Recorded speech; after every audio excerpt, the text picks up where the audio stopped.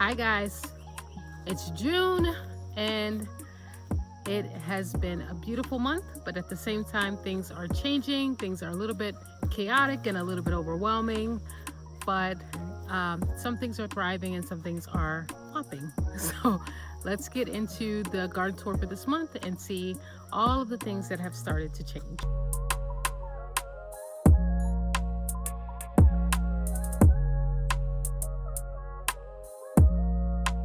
All right, so we're going to start with the most left bottom bed here that has a lot of brassicas. So we have broccoli and curly kale and walking stick kale, and we also have some green onions and Swiss chard and stuff. So let's go ahead and get started on this side.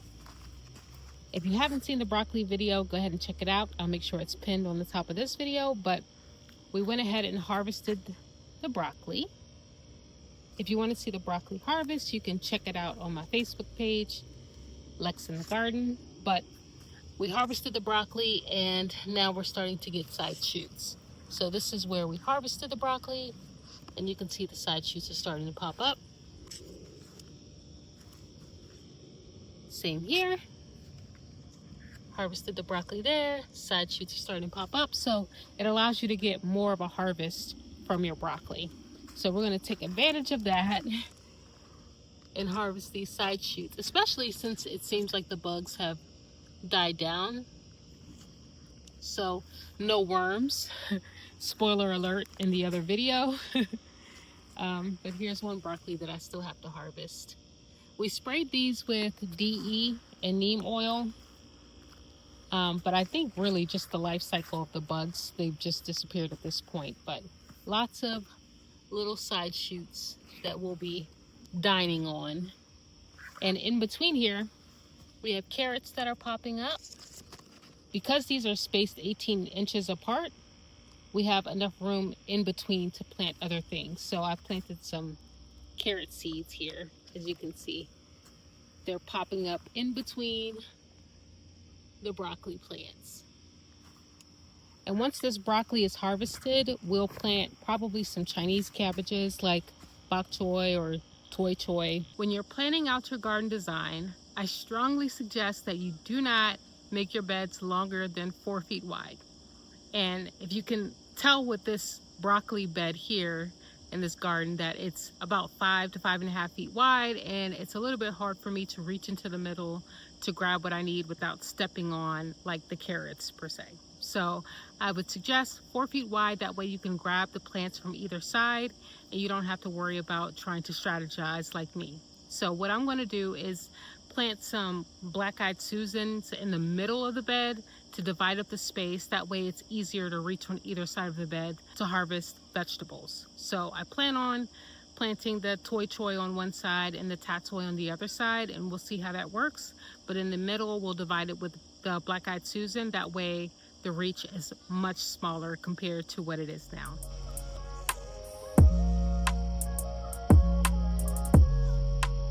In one of my recent YouTube shorts, I went through the 5 different kale varieties we're growing. Really it's 6 because I forgot about one, but the one that is really outperforming the rest because of its resistance to bugs and just how pretty it looks in the garden would be the curly kale.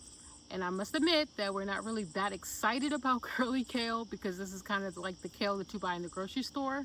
But to be honest, I'm thrilled to have a plant that's not being attacked by bugs. So I'm giving a special shout out to the beautiful curly kale. And if you guys want to see a close-up of this beautiful curly kale, you'll see, actually this one is like a random kale. This is not curly kale, but it was in a pack of 6.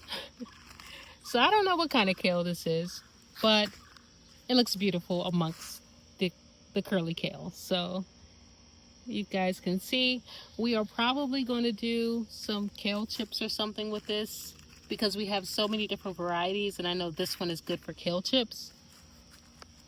But my husband's not too excited about that idea. We'll see what happens. Over here we have the ragged jack kale, which hasn't been too bad with bugs.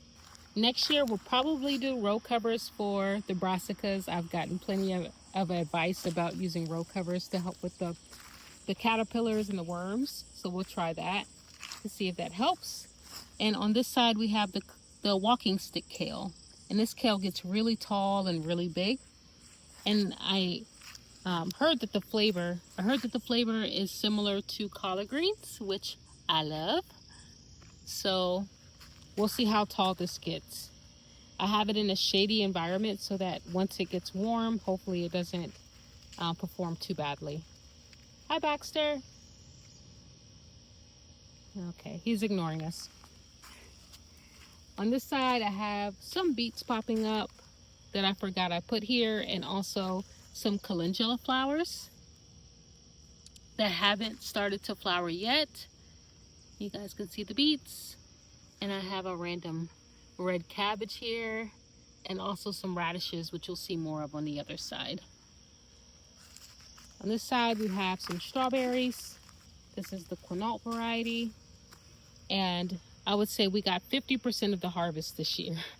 50% went to the pests and 50% went to us. Okay, so that's this side of the garden bed. Let's walk on to the other side. Here I have green onions. You guys can see. And also Swiss chard. So Swiss chard and fennel. And this fennel we grew from one plant and we just divided over time. And it smells like Italian sausage. It smells so good. All right, so you see the Swiss chard here. And I haven't really harvested from this yet. I think when I very first planted it, I got some of the baby leaves, but otherwise I've just left it here and it looks really good. Okay. I had one here that went to seed that I went ahead and pulled out. That was featured in the last video.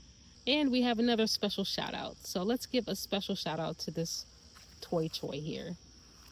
When I think of a plant that can be labeled as a teacher's pet, I think about the toy choy, because right after you harvest it, in a blink of an eye, it's ready to be harvested again.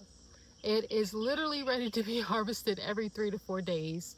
And at this point, I don't even know what to say. It's outperforming the rest. So these are actually starting to flower. And I think I might pull them out and replant, but I've also planted them somewhere else. Shortly, I'm going to show you guys where I planted more of this toy choy. Okay, here's a close-up of the toy choy. As you guys can see, this is like the maximum size that you want for the leaf. And you can see that they're all starting to kind of go to flower, because we've harvested so much from it, or because it's starting to get hot. Either way, they're starting to flower, but they're still edible. The flowers are edible and the leaves are edible, even though they might be a little bit more bitter. So if you don't like bitter greens, you may not like them at this point, but I'll try them out and let you guys know, since this is the first time we're growing toy choy too. But these 6 little plants have provided a lot of green, so I'm very impressed. On this side we have the white icicle radishes that are ready to be harvested, so we're actually going to grab these before I go over to the raised garden bed, because if I don't grab them now, I won't grab them at all. And you already know that we're going to pickle these.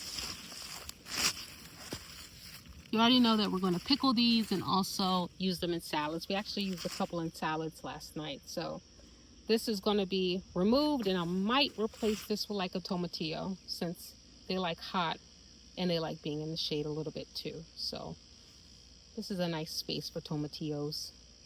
I grew them actually on this side the year before last, and they did really well. So that's what we're going to do. Of course, we still have the massive oregano here. We dug up, I would say 75% of this plant in March, and it looks like we haven't done anything over here. So it has regrown completely compared to when we dug it up in March. Since we're on this side, let's go ahead and tackle this side. So I'll back myself up. All right, that's the toy choy and the Swiss chard. Over here we have bee balm that's starting to flower. And this is probably one of my favorite smells in the garden. This is also probably one of my favorite teas to make out of herbs. There's a lot of medicinal uses for bee balm, but it smells really good and it tastes really good. And in here I have some pumpkin and I think some cantaloupe. Let's see. Melon. So some pumpkin and some melon in this container surrounded by comfrey and blueberries that Ezra has been devouring. They've been really good. They have like a perfume to them, which I really love. And you can see that the bees are going crazy. The bees love comfrey, so I'm not surprised. All right, so this is all comfrey that I cut back, and it's starting to grow back, even though I keep cutting it back. I talked about comfrey in the last video, so I'm not going to gripe about it now. Here you can see I have some rosemary tucked in, and I expect that to get pretty big, especially over the winter time. I expect it to get pretty big. We've grown rosemary in other areas, and it's done really well, except for the random spring freezes that happen. Here we have arugula that are flowering, and we're just going to let those flower. They're flowering amongst some baby kale, and I've been harvesting this baby kale for salads. And this is the ragged jack kale. So ragged jack kale and arugula is in here, and there's also some beets on the other side tucked in. There are beets. There's one random Brussels sprout plant that's in here. And we'll just keep on moving. So here's another fennel plant. Again, so we spread out the fennel, and we love the smell of it. We use the seeds, we use it in soups. So we try to take advantage of these perennial plants and spread them when we can. So this is a lot. So this is a lot of fennel here. Okay. And then this row here is all Brussels sprouts and lettuce. And the Brussels sprouts are starting to sprout. So we have little, you won't see here, but maybe here you'll see the little, you'll see the little sprouts starting to sprout on the Brussels sprouts. How many times can I say sprout? But I'm really excited about that. We haven't grown Brussels sprouts before, but we have 6 of the plants here amongst some lettuce that we've been harvesting for dinner and lunch. And that's been really good. It's like our living mulch here is having the lettuce. And we have more comfrey that's under this blueberry.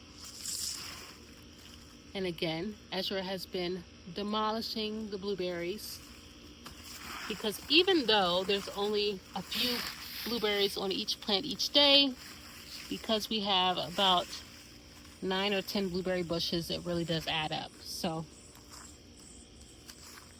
I also planted some green onion seeds a long time ago here, and they're starting to sprout up. So I'm going to leave those and probably just weed around them. And you guys can see another fennel plant right there. So 1, 2, and 3 over there. And I'm sure there's probably more. Okay, so we're gonna move on to this garden bed here. This one, I think this is walking stick kale. I couldn't remember if this was walking stick kale or broccoli, but we'll leave it here and figure it out in a few weeks. I'm gonna plant some phlox in this section here because it's pretty open, and we also have a blueberry here. In this row, we had broccoli for the most part, and because we harvested the broccoli, again, check out the broccoli video, I'm going to replace all of these with tomatoes and marigolds. As you can see, we have marigolds in the pots over here. We're just gonna pull up these. The ones that have side shoots, we'll obviously harvest and cook the side shoots, but if it doesn't have side shoots, we're just gonna pull it up because it's starting to get warm, and I want to get my tomatoes nice and situated and happy before it gets too hot. So this is the last month of the spring garden, where you'll see the broccoli over here and the broccoli over there. Instead, we'll have tomatoes and probably peppers and whatever else we can fit into this space. Okay, so we'll just keep on moving. Here's another instance of side shoots in our broccoli. Same here. And those side shoots really do add up. So we'll take advantage. Again, if you see your broccoli starting to flower, harvest it right away before you lose all of the flavor and texture. This one needs to come. This one needs to be harvested right away. All right, we have our pinks here with our plantain or dandelion growing in between. These are marigolds and plants that I have to plant in our harvest basket for the radishes. So here's another blueberry plant that we've been eating off of, and some parsley that has been coming through for us. So we've eaten it for salads. I actually like parsley and eggs, strangely enough, and it tastes really good. So that's really popping up and looking good. So we've already gone through this bed and this bed and this bed. So let's go through this mess right here. So I promised that I was going to work on this month. I still haven't gotten to it, but I promise I'm going to pull it up. All of these weeds and grasses. I have plants to put here already. I'm going to plant some sage and rosemary and some other perennial flowers in this area. I already have them purchased. I just have to pull this up. You can even see that in between I have like ground cherries popping up from years ago. I've been harvesting ground cherries for years from planting them 5 years ago. And over here I have some melons, some cantaloupe and watermelons growing in this container so they can grow up this trellis. And obviously the bee balm that hasn't gone anywhere. So at this point, I don't remember where it was the last time you guys saw it, but at this point it's almost to my shoulders how tall this bee balm is. My favorite thing that we're growing, and this has always been my favorite thing, is the dino kale. So you can see the dino kale. It really looks Jurassic to me. And I like the fact that it has more of a flatter leaf structure, and the bugs are not as bad on it as it is on the broccoli. So I'm really loving the dino kale. We've grown it, I would say, for the past 5 years, I would say we've grown it three years out of the past 5 years. And it's really tasty. It just looks really good. So you guys can see how Jurassic the leaves look. I just think it's so fascinating. So this is our dino kale. And we'll be planting this with more marigolds as well. This is a really big one here. You can see. I mean, it's just so pretty. And I have my dahlias are starting to pop up. As you can see, I just love dahlias. They're very expensive and they're very pretty. They do need to be staked, so I will likely be coming through and staking these so that they don't topple over, especially because the flower head is so heavy. So these are all the dahlias that are popping up. More kale.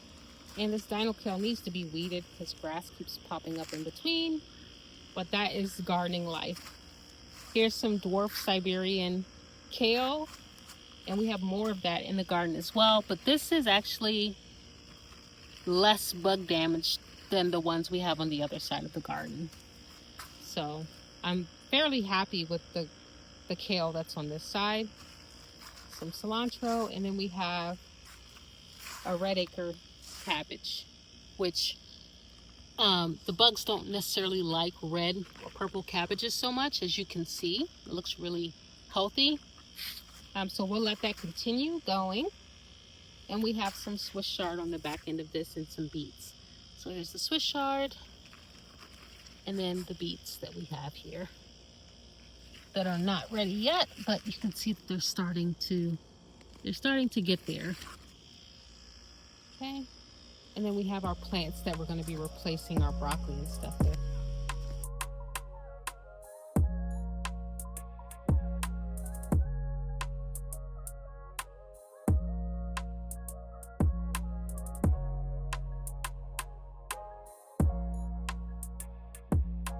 Here we have my wall of vertical planters. These are the Mr. Stacky variety. I wrote all about my experience with this so far on my blog, lexinthegarden.com. And I would say that the reason why I bought these instead of the green stalk is because I needed to save money somewhere because we busted the budget. But I planted 4 different varieties of strawberries in 4 out of the 5. And in this one here, I planted more toy choy and tatsoi. So they're already starting to sprout. I would say I would like the watering to be a little bit more thorough, but in general, I'm pretty happy with these. They're small though, so I really do want to get the green stalks, but in a pinch, I would say that this is not a bad idea either. So that was the left side of the in-ground garden. Let's go ahead and go to the right side of the in-ground garden.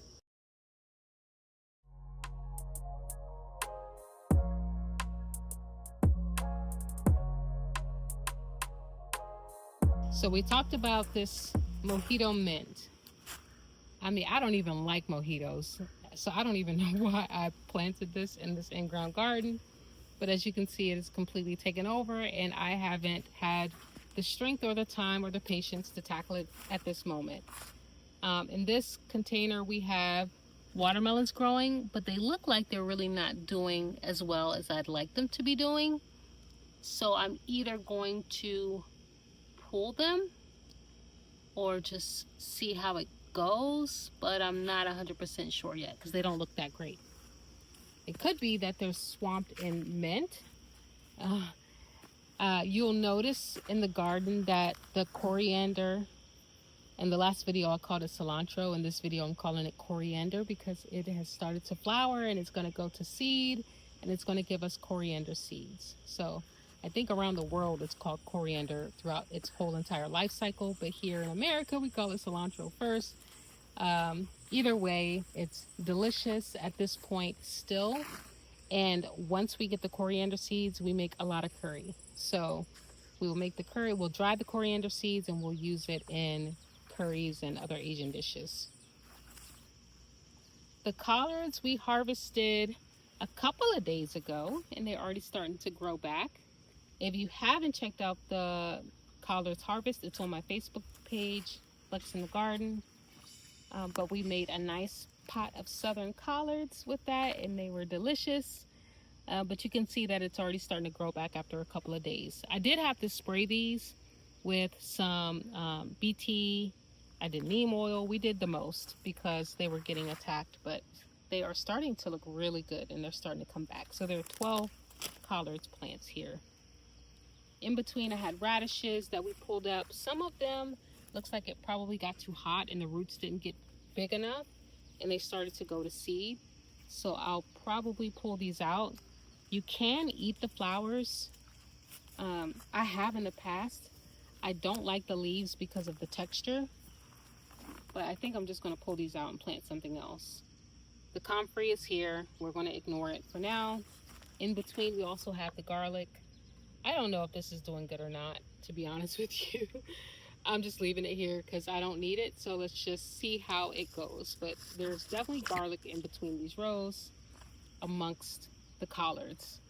This is some lettuce that has gone to seed,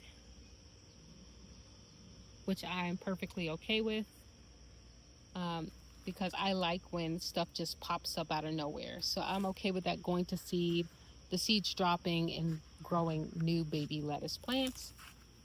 In this section, I replanted radishes, some white icicle radishes. It's important for you to continue planting throughout the season because you don't want to just have one harvest and be done. You want to be harvesting all throughout the season. Here I had artichokes. I've never grown artichokes before, but Ezra put about 5 of those plants in the cart and I didn't realize it, so we have 5 artichokes. And here we have some lettuce leaf basil that I moved from the garden bed. I had too much germination going on, so I kind of just sprouted them here in this in-ground garden bed. I planted a lot of Roma tomatoes around. You'll see on this side I have a Roma as well. It's called like salsa Roma. we were just splurging, to be honest with you. And I'm thinking of pulling those tomatoes off just because the plant is so small, and I don't want to overload it. So I'm thinking of pulling those off and just letting the plant get a little bit bigger before it starts ripening fruit. On this side, I think this is broccoli. I'm not 100% sure. I just had extra seedlings and planted it here. So we'll leave it for a couple of weeks and see what it turns out to be. On this side, again, we have the mint. Oh, so much mint. And we also have the rosemary plant that I mentioned last go round, suffered from a frost. But it's actually bouncing back, and I refuse to let go of it because, I mean, that's really good rosemary right there. Even though we'll just ignore this piece right here. We'll ignore all of the death right there. We'll ignore all of the death over here. We'll just trim that stuff off so it can look nice and pretty. But otherwise, this is a nice, good rosemary plant. And if I back up on this side, I have a lot of weeding to do. I just cut back all of the comfrey that grows in this bed. You can see the little stumps of comfrey all over the place. In 24 hours, it will be comfrey again.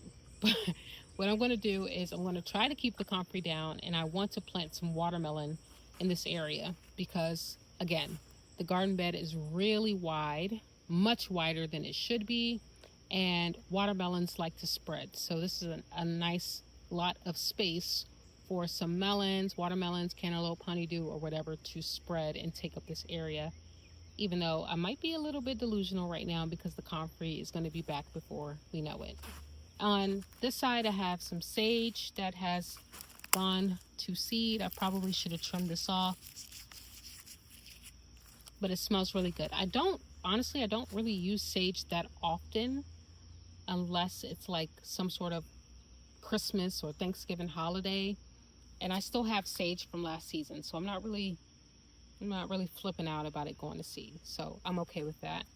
On this side, we have more dwarf Siberian kale, as you can see. And this one, these ones are a little bit more eaten up compared to the ones on the other side. So these have a few more bug bites. And it could be because these need to be weeded. So weeds can sometimes bring pests as well. But it's all good. So I'll weed this area. There's a few bug bites, but in general, it's still pretty edible, all of these. On the back end here, we have beans growing. We have some peas growing. I don't like peas traditionally, so I'm trying to grow them to see if they're delicious fresh. And also we have some nasturtiums over there that you may be able to see, and some kohlrabi. So I'll be harvesting kohlrabi this week. This one is a bit on the smaller side because it was swamped by comfrey. But this side, you guys can see there is big roots. There are some big roots over here. Yeah, there's swamp and weeds because there's just a lot to try to manage, but they are still very healthy. So we're gonna harvest this kohlrabi this week, and I'll let you guys know how it tastes. I'm hoping they taste good because I want some good soup. On this tomato cage, we have some beans growing. We also have some calendula down here flowering, looking really pretty. Some hydrangeas. And down this path, we have some ragged kale, some cauliflower, and also some onions and carrots, which we'll talk about in a second. On this side, we have dino kale and comfrey, and also some chives, which we've been using for salads and other foods. The chives have been coming through. We've actually been growing these chives for 2 years. We just grew them in a garden bed, and we just moved them over here this spring. This lemon balm is ridiculous. I mean, I can't even fit it in the camera. Look how big that lemon balm is. I can't even walk in the aisle. I have to be afraid of snakes for like 5 seconds and then try to maneuver around it. So here we have the ragged kale. That looks amazing. So we're going to harvest some kale probably today, because if I don't, again, it won't happen. We've had a lot of greens, so we're not lacking in vegetables, but it still needs to be harvested. Here we have some cauliflower that's been getting kind of eaten up. Again, I think I'm going to try the row covers next year to see if that helps, but we're still going to let them grow. We'll see how it goes. And on this side, we have the carrots and onions. So behind me, you may not be able to tell, but there are carrots and onions. And I've harvested some carrots that were really, really good. I grew the sunrise. Is it early sunrise? But it's the sunrise mix from Johnny's seeds, and they turned out to be very beautiful. And they were harvested pretty early, I would say. I planted them in March, and I'm harvesting some nice size, not huge, but enough for me to make a salad. The problem is, because the onions' roots are so shallow, it's really hard for me to weed without pulling up the onions. So I got some advice to leave the onions alone. I don't know if that was just for trimming them or for weeding them as well. Either way, I'm leaving them alone because I don't want to pull up any of those roots. I have some onions in the raised garden beds that we'll take a look at. So I will just take the risk and let these be a little bit overweeded while I'm still enjoying the carrots, because the carrots grow really deep. So we had some nice purple and yellow and orange carrots for our salad, and it's been really good. So here's a close-up of that bed. We have a hydrangea here that's been thriving. Okay, I'm lying. It's been surviving because of all of the other things around it. But you'll see that I have some carrots popping up, and there's some onions, some wildflowers that are popping up, lots of carrots, but they're all in here mixed in with the onions, and some big old ragged jack that have been getting eaten up by bugs. Okay, so if I turn back around to, again, this is the lemon balm. We have coriander here and some beautiful red acre cabbage. Again, the bugs don't really like this so much. It's a few bug bites, but compared to the other cabbages, this is nothing.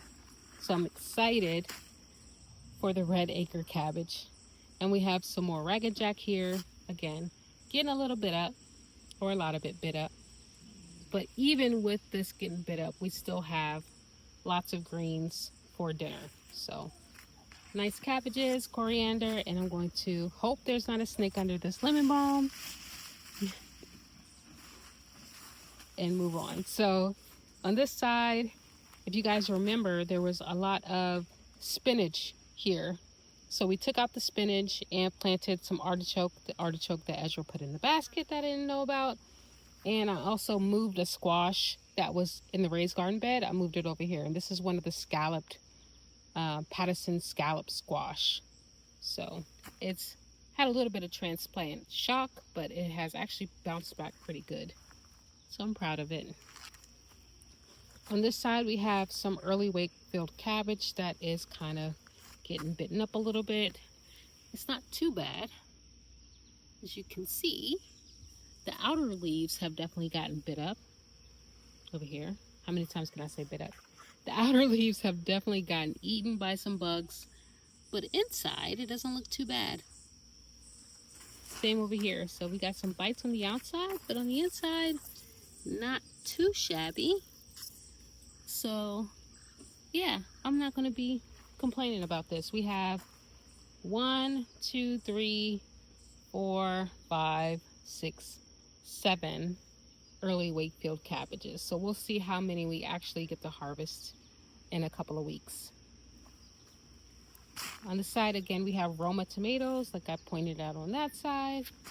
And over here, we still have the lettuce. So the lettuce is starting to bolt. So it's going to go to seed similar to the other one I just showed you.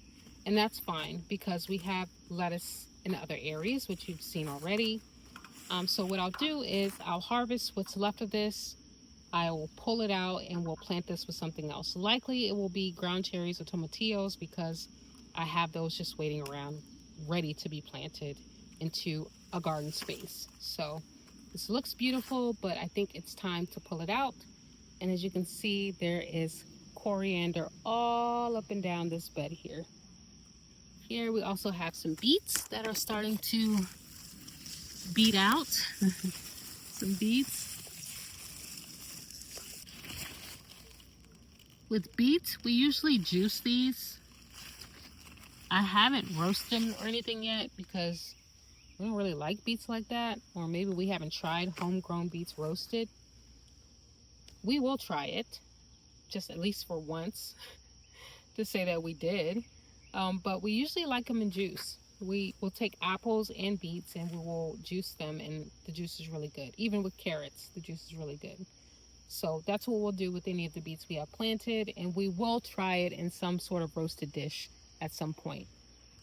Here we have some lavender that's replacing the lavender plant that froze last season. We're back to the collards. Here I have indeterminate tomatoes planted with some marigolds and some peppers. So these are Hungarian hot peppers here. And we got a little baby pepper there.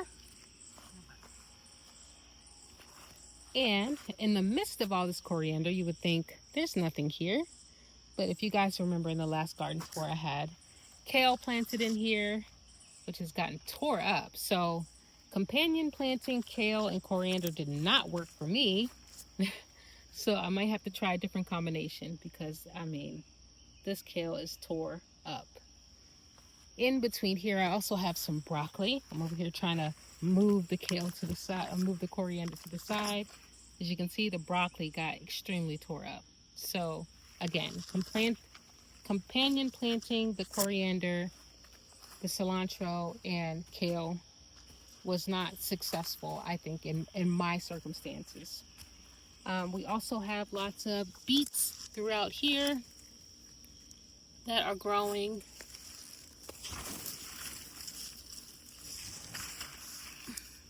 Here. And we also have onions, as you can see, growing throughout. It's kind of hard to see because of all of the coriander, but I want to get at least some seeds from this coriander before we cut it back. That way we can have some for the winter season. And we have some beautiful sunflower that's self-seeded that's popped up. And even in between here, there are kohlrabi. Ooh, surprise. There are kohlrabi growing in here. So you guys can see that this kohlrabi is much smaller than the ones on the other side of the garden. Mostly because, well, for two reasons. One, because they were planted about 3 to 4 weeks later, and also because they're not getting as much sun since they've been covered in coriander. Over here we have lettuce that's gone to seed because there's only but so much lettuce we can eat. So I have let this go to seed, and again, we'll take this out. We'll replace this with like a tomatillo. There's already a tomato that started to grow here, so I'm debating on whether I want to just let this stay. But we have tomatoes popping up everywhere, and I don't want any more cherry tomatoes because they seed like crazy. But we'll see. There's also some snapdragons in there that are kind of covered up by the coriander as well. But again, I want these seeds. I can't eat snapdragons, but I can definitely eat these. It's definitely time. There's so many flowers, and surprise, so we got some baby beans. So it's definitely bean picking time. This is not going to be enough for us to eat dinner, but it's the prequel to having lots of beans for dinner. So these are self-seeded from beans that just keep self-seeding here and choking out my hydrangea. Not bad. This is the part of the season where things can get really hectic because it's a lot of transition, a lot of moving pieces, parts, plants that need to be planted, fertilized and watered, and it can become stressful. But don't forget to enjoy your garden and see all of the beauty and get some of that nice peaceful nature when you're out in your garden. Don't stress yourself out too much because the plants are a lot tougher than you think. My intention was to do the raised garden bed and the in-ground garden bed, but I ran out of time and this video got extremely long. So if you made it this far, please feel free to drop a comment. Let me know what thrived in your garden in the month of May and what you're looking forward to in June. And make sure you like, share, subscribe, and hit the bell icon so you know when I'm dropping a new video. Thanks so much for watching, and I look forward to seeing you guys in the next video.